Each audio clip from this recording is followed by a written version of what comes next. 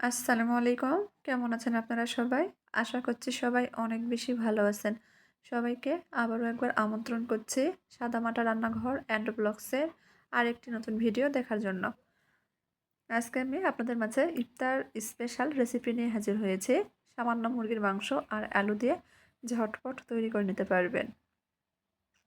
নতুন ধরনের রেসিপি খেতে কিন্তু ভীষণ ভালো লাগে। এখানে আমি মুরগির মাংস নিয়েছি, বুকের মাংসটা ছোট ছোট করে কেটে নিয়েছি। এই মাংসটা এখন আরও ছোট ছোট করে কেটে নিব, তবে একেবারে কিমা করা যাবে না। মুরগির মাংস এভাবে কেটে নিয়েছি, কিমা করে নেইনি। এভাবে নিলে খেতে বেশি ভালো লাগে।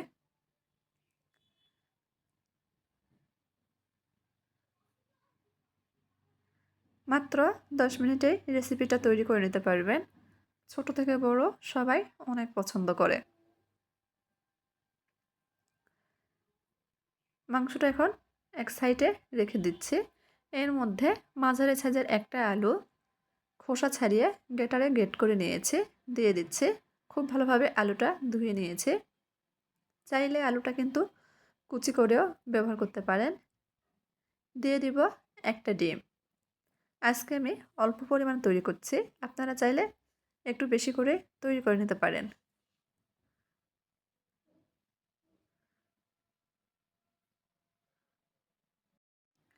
বেশি করে তৈরি করে ফ্রোজেন করে রেখে দিতে পারেন।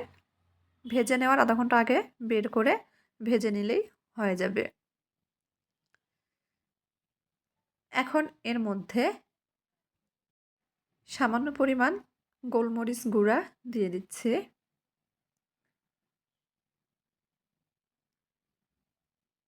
দিয়ে দিব সয়া সস। এখানে হাফ চামচ পরিমাণ সয়া সস ব্যবহার করছি। খুব ভালোভাবে মেখে নেব।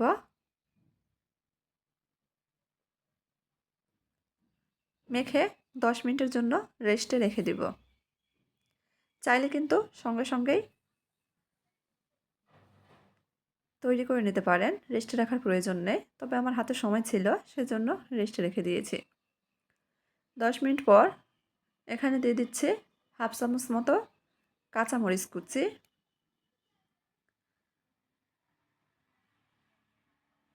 দিয়ে দিব হাফ কাপ পরিমাণ পেঁয়াজ কুচি। পেঁয়াজের পরিমাণটা বাড়িয়ে দিলে কিন্তু বেশি ভালো লাগে খেতে। দিয়ে দিব স্বাদ অনুযায়ী লবণ। যেহেতু সয়া সসে লবণ থাকে, লবণটা একটু বুঝে ব্যবহার করতে হবে। দিয়ে দিচ্ছি হাফ চামচ গুঁড়া মরিচ, সামান্য পরিমাণ হলুদ গুঁড়া, হাফ চামচ ভাজা জিরার গুঁড়া আর হাফ চামচ মতো ধনিয়া গুঁড়া। খুব ভালোভাবে মেখে নেব।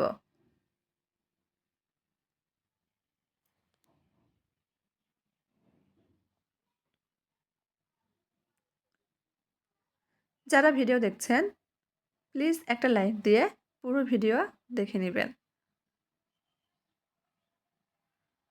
ভালোভাবে মেখে নিয়েছি।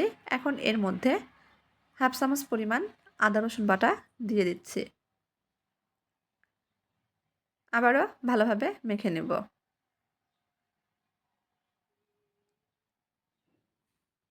আপনারা এই পর্যায়ে চাইলে চিকেন মশলাটা ব্যবহার করতে পারেন।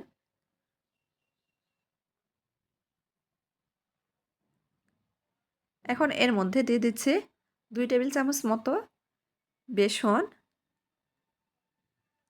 আর 2 টেবিল চামচ মতো চালের আটা। চালের আটা দেওয়ার কারণে কিন্তু বেশি মুচমুচে হয়, খেতে ভালো লাগে। আবারও খুব ভালোভাবে মেখে নেব। বেসন আর চালের আটা এখানে বাইন্ডিংয়ের কাজ করবে আর মুচমুচে করবে। শুধুমাত্র রমজানের ইফতারে নয়, যে কোনো সময় ঝটপট চায়ের সাথে কিন্তু বানিয়ে দিতে পারেন এই নাস্তা রেসিপিটি। খেতে কিন্তু দুর্দান্ত লাগে। ভালোভাবে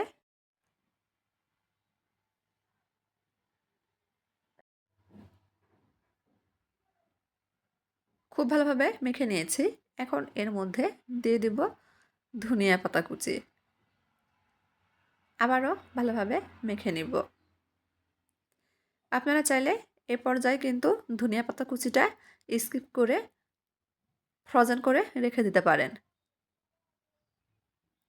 ভেজে নেওয়ার আধা ঘন্টা আগে বের করে ভেজে নিতে পারবেন। আবারও ভালোভাবে মেখে নিয়েছি। এখন এগুলো ভেজে নেওয়ার পালা।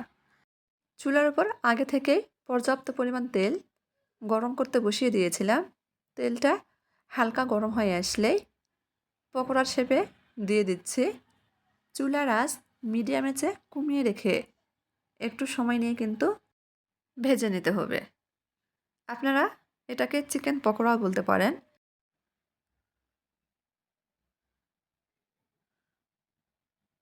দুই বেসে এই পকোড়াগুলো ভেজে নিতে হবে।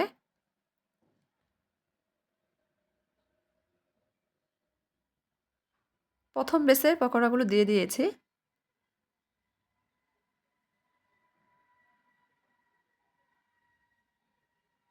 আবারও বলছি, একটু সময় নিয়ে এই চিকেন পকোড়াগুলো ভেজে নিতে হবে।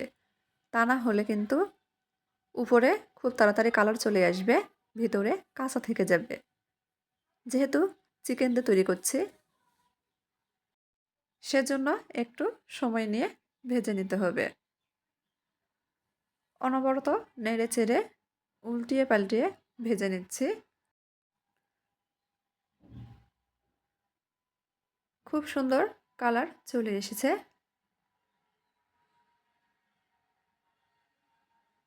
এখন তেল ঝরিয়ে উঠিয়ে নেব। বাকি পকোড়াগুলো একইভাবে ভেজে নেব।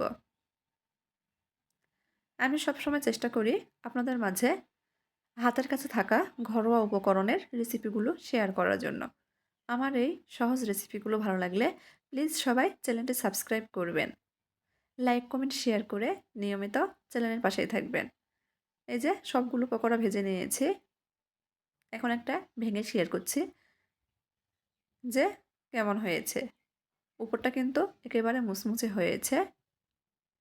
চাইলে আসছে রমজান মাসে ইফতারের জন্য তৈরি করে দেখতে পারেন। সবাই কিন্তু অনেক পছন্দ করবে। তো আজকের মতো এই পর্যন্তই। সবাই ভালো থাকবেন। আল্লাহ হাফেজ।